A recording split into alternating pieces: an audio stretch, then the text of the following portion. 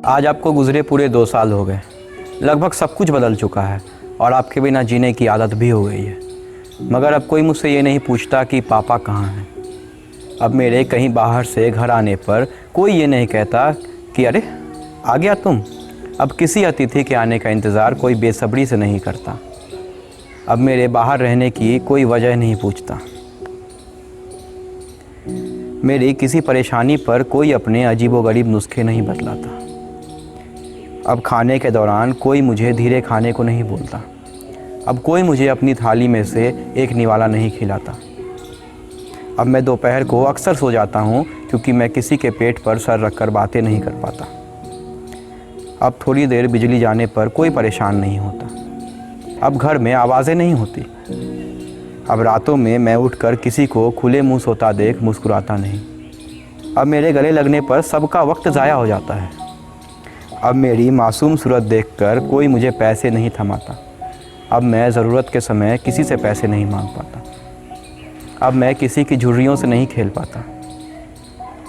इन 2 सालों में मैंने बहुत जगह आपकी कमी महसूस की। मैं हर बूढ़ी औरत में आपका अक्स देखता हूँ, आपको ढूंढता हूँ।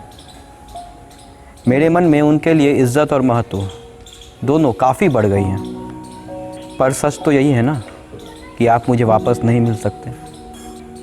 उनको दादी कहना तो अच्छा लगता है, लेकिन उन्हें दादी माँ तो नहीं कह सकता ना। उनके पैर छू सकता हूँ, लेकिन उन्हें वैसे गले लगा पाना तो मुश्किल है ना। आपकी जगह मैं कैसे किसी को दे दूँ। इन 2 सालों में कई मौके ऐसे आए जब मैंने आपको आपकी तस्वीर के ज़रिए महसूस किया। आपकी तस्वीर को ही हाथ से सहलाया और रोते रोते गले से लगा लिया। हाँ, मैं रोया और किसी को पता नहीं चला।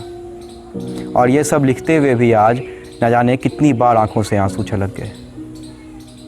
कहते तो हैं सब कि आप चले गए हैं और अब कभी नहीं आइएगा। हाँ, मैंने भी आपके बदन को जलते हुए देखा था। मगर लगता है कि आपसे कभी न कभी मुलाकात होगी।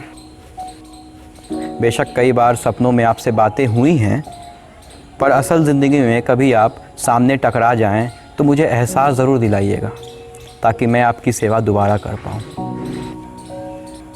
पोते तो आपके बहुत हैं दादी माँ, लेकिन मेरी तो एक ही दादी माँ है ना, दादी माँ, आपका किंशु।